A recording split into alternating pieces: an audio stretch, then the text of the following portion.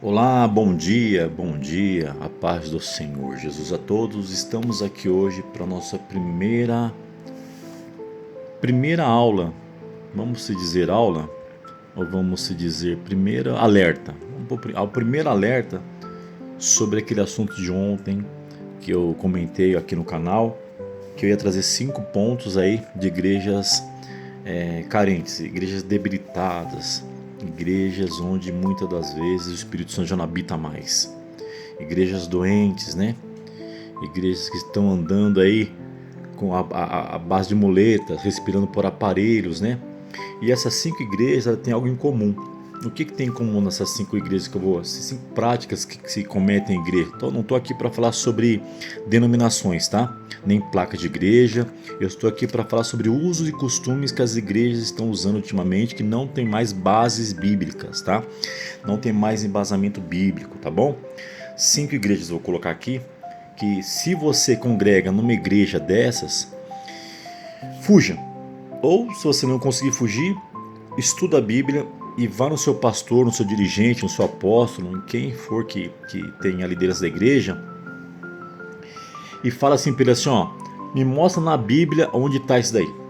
Me mostra na palavra de Deus essa prática que você faz aqui na igreja, na nossa igreja, no nosso ambiente de congregação, no ambiente de adoração ao Senhor. Me mostra na Bíblia onde está escrito isso, tá? Me mostra na Bíblia. Então hoje, meus amados, eu vou começar com o primeiro ponto sobre a bendita da teoria ou teologia ou teoria da prosperidade. Amém? Vai ser vídeos rápidos, no máximo aí 8 minutos, 7 minutos. Prometo não passar disso, porque até então não sei também fazer vídeos maiores. Meus amados, se você congrega numa igreja que ensina a teoria da prosperidade, que você tem que ganhar, receber, obter, crescer, e esse crescimento, obter, ter, essas coisas que eu estou falando, não é espiritualmente falando, eu falo financeiramente, tá? E o ponto principal que tem essas 5 igrejas aí são que elas estão ensinando o povo, meus amados, a morar na terra. Não ensina mais a morar no céu. Você não vê mais o temor da moradia no céu. Hoje em dia é só de adquirir coisas na terra. Meus amados, não vamos se esquecer que nós temos que pedir discernimento espiritual para Deus, tá? Mas discernimento espiritual para Deus não é arrogância, não é prepotência, tá bom? É maturidade espiritual. Você pedir discernimento a Deus não é você se tornar uma pessoa soberba, uma pessoa cheia de si. É você ter maturidade espiritual para que aquilo que o pastor ou aquela pessoa na frente está pregando, você receber aquilo e falar assim, não, mas peraí, isso daí não é de Deus, isso daí não está na Bíblia. Como que eu vou seguir algo que a Bíblia não fala? Eu me lembro uma vez, meus amados, que eu congregava numa igreja, um pastor muito sério, assembleiano, muito sério. E ele falou para mim uma vez assim, muitos anos atrás, pode pôr aí 25, 30 anos atrás, ele falou para mim assim, olha, Sérgio, quando você for casar, você dá quando você for num casamento, você dá se você puder, você dá o melhor presente. Que na minha época, o melhor presente num casamento para uma casa era uma geladeira. Hoje em dia deve ter móveis muito mais caros, máquina de lavar, não sei, muito mais caro. Mas naquela época o móvel mais caro e mais desejado para um casamento, para um casal novo, era ter uma geladeira, que era o móvel mais caro da casa. E ele falava assim, procura dar essa geladeira, por quê? Porque quando você for casar, aquele casal ele é obrigado a te dar uma geladeira em troca no seu casamento.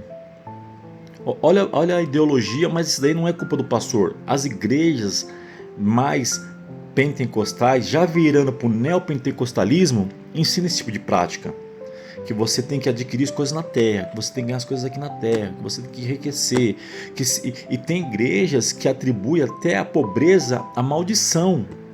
Tem igreja que fala assim, mas o cara não prospera na vida dele, o irmão vive carente, vive pedindo dinheiro emprestado, vive mendigando, vive trabalhando no serviço aqui, no serviço ali, serviço humilde e tal. Isso é uma maldição que tem na vida dele.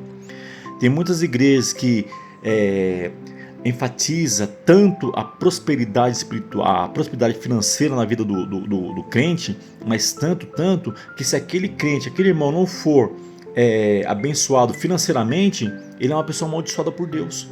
Olha que absurdo isso daí, que a Bíblia não ensina nada disso daí. E outra coisa, meus irmãos, eu vou ler um versículo bíblico aqui, para poder colaborar mais ou menos tem outra palavra que eu não lembro agora, corroborar, alguma coisa assim, não lembro agora, mas colaborar com aquilo que eu estou falando aqui com vocês, tá? Tem muitos, eu mesmo conheço uns 10 aí, uns 9, 10 aí que eu posso citar nomes, não vou citar, pessoas famosas, tá? Famosas, pessoas de nome e renome no YouTube, tá? Que por conhecer a palavra, por ter mais disposição a pregar, por ter mais entendimento da palavra, por ter viajado algumas vezes para Israel, para Jerusalém, para Terra Santa, por ter tido essa oportunidade de ter viajado mais, porque tem pastores que pegam o dia nos irmãos e não ajudam os pobres, as viúvas, os enfermos, não. Eles investem neles mesmo, com viagens, com estudos bíblicos, com faculdades teológicas, nada contra, mas não com o dinheiro do dízimo da igreja.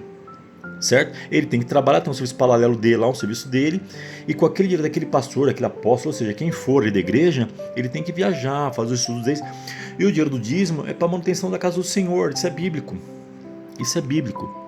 E outra, o dízimo em relação aí, agora é um ponto delicado, tá? O dízimo em relação ao Novo Testamento é diferente do Antigo, tá? E também tem pastores usando o dízimo como forma de maldição, né? Porque usa aquela palavra, quem roubarás a Deus? Ladrões e tal, e aí fala que quem não dá o dízimo está roubando e vai para o inferno. Isso não é verdade, não é verdade, essa Bíblia não fala disso aí, é um outro contexto, tá? É um outro contexto. Mas vamos lá, voltando ao assunto, tem pessoas que usam do conhecimento que obteve por meio de dízimos, de ofertas, né? De explorar o povo e conseguir muito conhecimento da Bíblia, porque assim, o estudo bíblico é um estudo caro, é uma faculdade que você paga, é caro. Tem curso aí que você faz, você paga 1.000, 2.000, 3.000, 10.000 para fazer um curso teológico. Você quer viajar para Israel, para Jerusalém, para Israel, para ter um conhecimento maior ainda das histórias bíblicas, você vai gastar na faixa de 20.000 para ir para lá. Então é uma grana, é um dinheiro. E tem muitos pastores aí que estão usando disso de má fé para querer dizer, eu conheço mais que você, então posso cobrar mais que você. Eu conheço mais que você, então eu tenho maior status financeiro, eu vou cobrar para te ensinar. Mas eles adquirem o ensinamento, o conhecimento em meio do seu dízimo, do seu dinheiro, tá? Mas para encurtar o vídeo, eu quero deixar uma palavra aqui que diz assim, olha, está em 1 Timóteo 6,5, que diz assim, olha, contendas de homens corruptos, de entendimento e privador da verdade. Cuidado, que a piedade seja causa de ganho. Apartai-vos vós. Depois vocês leem o texto todo, está ficando corrompido o vídeo, que vai dizer exortação e conselhos gerais e conclusão. O que significa aqui, ó? Cuidado com piedades, cuidado que a piedade seja causa de ganho, apartai-vos de tais. Aqueles homens que usam de piedade, aquelas pessoas que têm o status, que têm o YouTube, que têm o TikTok, que são influenciadores na área cristã, na área espiritual, cuidado com essas pessoas que eles usam aquilo de ganhos. Isso que a Bíblia está falando aqui, tá? Aqueles pastores que congregam em igrejas gigantescas, que exploram cada vez mais e mais a ovelha. Você tem que apartar desse povo aí. Essa igreja não está te ensinando mais a ir para o céu, não. Ela está te ensinando a morar na terra. Está te ensinando que a prosperidade financeira, ela substitui o céu.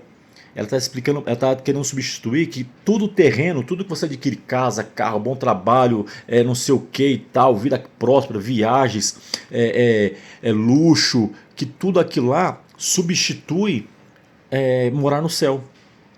Não precisa mais do céu, o céu é aqui na terra agora. Amém? Deus abençoe. Amanhã nós vamos estar falando sobre cobertura espiritual ou o controle espiritual, que a pessoa se autodenomina um ungido de Deus e por ela se dizer que é um ungido de Deus, ela tem um poder, um domínio sobre a sua vida. Tudo que você faz tem que passar por ela, desde que você seja membro daquela igreja, né? Que se você não fizer o que está ali determinado por ele, você é excluído da igreja e tal. Amanhã o assunto também vai ser bacana, tá bom? Deus abençoe, o vídeo ficou um pouco mais longo do que eu pensava, mas esse vídeo é para sua e para minha meditação, tá? Cuidado com essas igrejas que pegam prosperidade material, a famosa teoria da prosperidade, a famosa teoria de que você tem que ganhar, tem que ter. Amém? Deus abençoe.